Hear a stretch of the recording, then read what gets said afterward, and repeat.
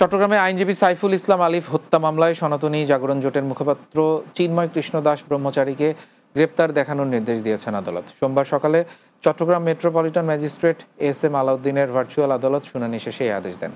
আদালতের সহকারী public prosecutor Mohammad Raihanul Wazed Chowdhury জানান, কোতোয়ালি থানায় দায়ের করা আইনজীবী আলিফ হত্যা মামলায় চিন্ময় কৃষ্ণ দাসকে গ্রেপ্তার দেখানোর আবেদন করেছিলেন মামলার তদন্ত কর্মকর্তা। পুলিশের কাজে বাধা দেন, আইনজীবী ও বিচার প্রার্থীদের উপর হামলাসহ ৩ মামলায় চিন্ময়কে গ্রেপ্তার দেখানোর আবেদন করা হয়েছে। আগামী ৬ মে বাকি মামলাগুলো ভার্চুয়ালি শুনানি হবে। চট্টগ্রামে এসআরবি ব্যবসায়ী এলাকায় চুরি, ডাকাতি, ছিনতাই, প্রতিষ্ঠানে মালামাল লুট ও নৈরাজ্যের বিরুদ্ধে প্রতিবাদে সভা অনুষ্ঠিত হয়েছে। বিকেলে এসআরবি ব্যবসায়ী কল্যাণ সমিতি আয়োজিত নগরীর রশিদ বিল্ডিং এলাকায় এই সভা অনুষ্ঠিত হয়। সংগঠনের সভাপতি আবুল বশর আবুর সভাপতিত্বে এতে প্রধান অতিথি ছিলেন সংগঠনের উপদেষ্টা মোশতাক আহমেদ আঙ্গুর। এ সময় উপস্থিত ছিলেন উপদেষ্টা মোহাম্মদ আনোয়ার, সদরঘাট থানার পুলিশ পরিদর্শক হাবিব, আবু আমিন দোভাষ, সেকান্দার মিয়া, শাহাদাত হোসেন মিন্টু সহ অন্যরা।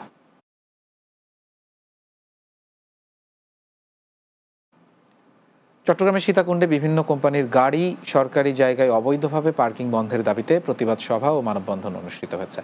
সকালে কুমিরা ও সোনাইছড়ি ছাত্র সমাজের উদ্যোগে উপজেলার রয়্যাল গেট এলাকায় এই মানববন্ধন অনুষ্ঠিত হয়। শিক্ষার্থীরা জানান, সরকারি জায়গায় বিভিন্ন কোম্পানির গাড়িগুলো অবৈধ পার্কিংয়ের কারণে স্কুল কলেজের শিক্ষার্থীরা রাস্তা পারাপারের সমস্যার সম্মুখীন হচ্ছেন।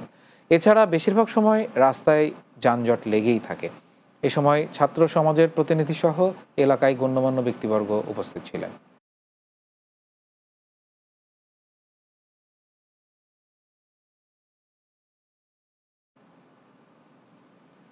চট্টগ্রামে জিএমআইটিতে ওয়েব ডেভেলপমেন্ট ও সাইবার সিকিউরিটি বিষয়ক দিনব্যাপী কর্মশালা অনুষ্ঠিত হয়েছে। সকালে নগরীর চকবাজারে প্রতিষ্ঠানটির হলরুমে এই কর্মশালা অনুষ্ঠিত হয়। জিএমআইটির চেয়ারম্যান মোহাম্মদ কামরুল কায়েস চৌধুরীর সভাপতিত্বে এতে প্রধান অতিথি ছিলেন চট্টগ্রাম সিটি কর্পোরেশনের মেয়র ডাক্তার শাহাদাত হোসেন। এতে বিশেষ অতিথি ছিলেন চট্টগ্রাম প্রেস ক্লাবের সদস্য সচিব জাহিদুল করিম কোচি, মহানগর বিএনপির নেতা মোহাম্মদ কামরুল ইসলাম সহ অন্যরা। কর্মশালা শেষে মেয়র বিভিন্ন সেবারুম পরিদর্শন করেন।